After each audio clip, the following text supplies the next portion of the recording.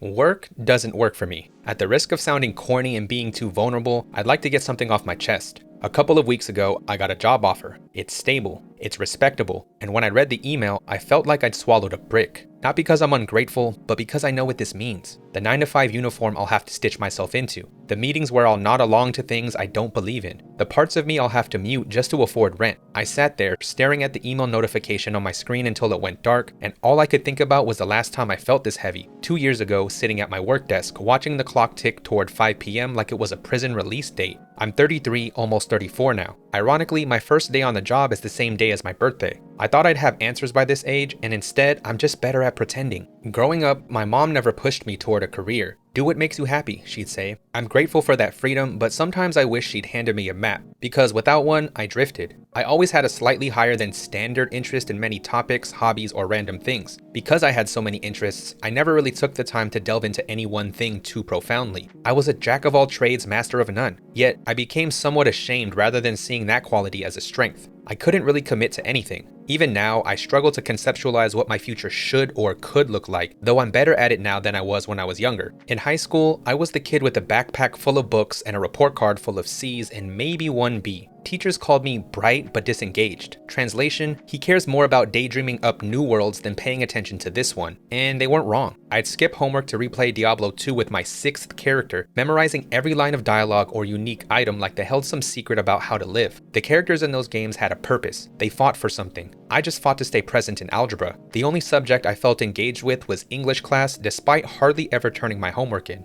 As a child in elementary school, my dad once told me, if you want to be smart, read. A lot. That stuck with me. So I devoured stories, fantasy novels, hip-hop lyrics, and anime plots where characters fought for something bigger than themselves. I'd underline lines in books like The Odyssey, where my interest in Greek mythology started. I'd scribble poetry in a composition notebook, which later evolved into rap lyrics, trying to stitch meaning out of both. But by college, I'd stopped reading for fun, swapped dragons for debt, swapped daydreams for degrees, got a bachelor's, a master's. I joined the military because I needed financial stability, never having worked a job up until that point. I was 22 when I joined. I thought the structure would fix me, and it didn't. I couldn't fake the person they wanted me to be. The salutes, the slogans, the way people polished their morals like shoes, it all felt like a costume. All they cared about was image, not doing their job right or doing the right thing. Some people who've been in the service might know what I mean. I remember watching the sunrise over the barracks during firewatch duty one night and thinking, this is the quietest I've ever felt, and the most directionless. Funny enough, I had a greater sense of purpose for what I wanted to do once I left the military almost as soon as I had entered the fleet. Here's the truth. I don't know how to want what I'm supposed to want. Every job I've had, higher ed, military, valet, or bell attendant, felt like wearing someone else's skin. I'd sit in meetings or on Zoom watching the clock thinking, this is it? This is what we trade our time for? I consider myself organized and detail-oriented when it comes to work, but it turns out that I couldn't find the motivation to care as much as I thought I would. I'd spent the whole quarter trying to care about budget reconciliations and how best to communicate with disorganized collaborators while drafting concepts for TikTok videos in my head during Zoom calls. And the job market, it's a maze with no exit. Recruiters ghost you. Job listings dangle passion as bait, then hand you a script to read. They make the application process tedious and time-consuming. You have to jump through hoops and answer short essay questions, put on your best mask, and refrain from saying, I'm interested in this job because otherwise I'll starve and be late on the rent if I don't have one. I once applied for a role I thought was community-oriented, a role that I thought I both qualified for and would feel fulfilled in. Turns out it was data entry with a side of writing motivational emails.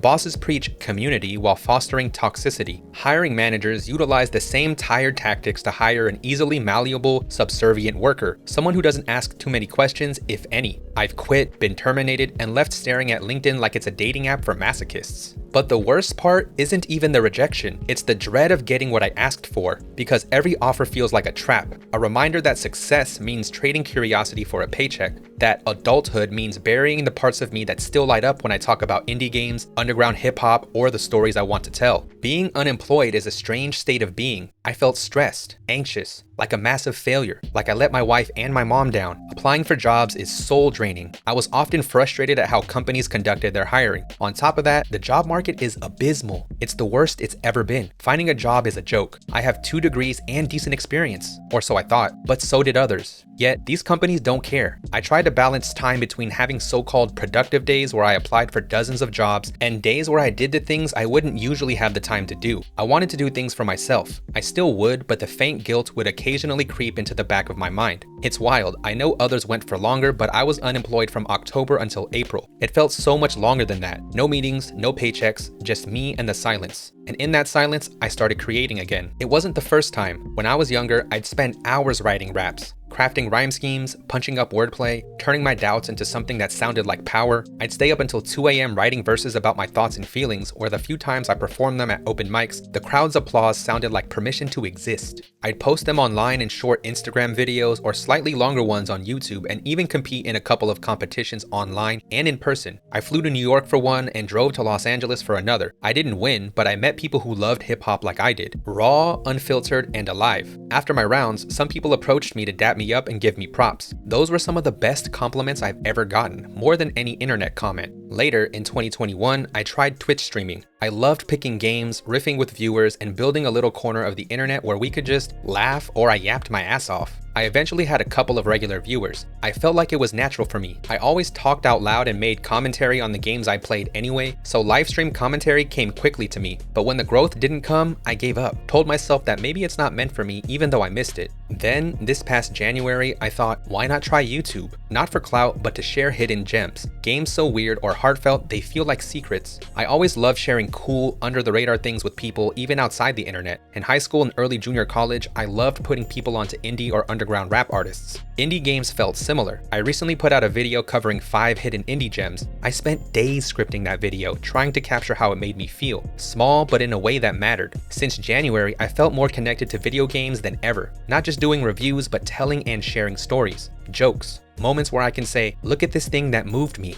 Maybe it'll move you too. And something clicked. For the first time in years, I didn't watch the clock. I didn't dread Sundays. When I'm scripting, even editing clips, as daunting as the process is, I'm here, in the present, not daydreaming about escape like I used to. I'm hunting for the perfect frame to capture a game's soul, or rewinding a clip until the joke lands just right. It's work, but it doesn't feel like work. It feels like digging up pieces of myself I forgot I'd buried. I don't know what's next. Capitalism doesn't care about my existential crises. The rents still do. The job starts on Thursday. I'll wake up early, wear a collared shirt, and try not to think about the video I'm halfway through scripting. But I'm done pretending this is just how it is. Maybe purpose isn't something you find. Maybe it's something you build, brick by brick, in the cracks between survival. I'll keep writing lines after midnight, recording voiceovers on the weekends, keep hunting for games that feel like they were made for me, keep writing rhymes no one will hear, even if they're messy or small, because the alternative, letting the grind turn me into a ghost, isn't living. So I'll continue searching for what works because work doesn't work for me. To anyone else sitting in their car, staring at the clock, wondering if this is all there is, you're not broken, you're just human. And humans weren't meant to live in spreadsheets. We were meant to make weird art, to trade verses, lyrics, and conversations, to lose sleep over stories that matter, to keep building even when the world says it's pointless. Anyway, that's all I wanted to say. Thanks for listening.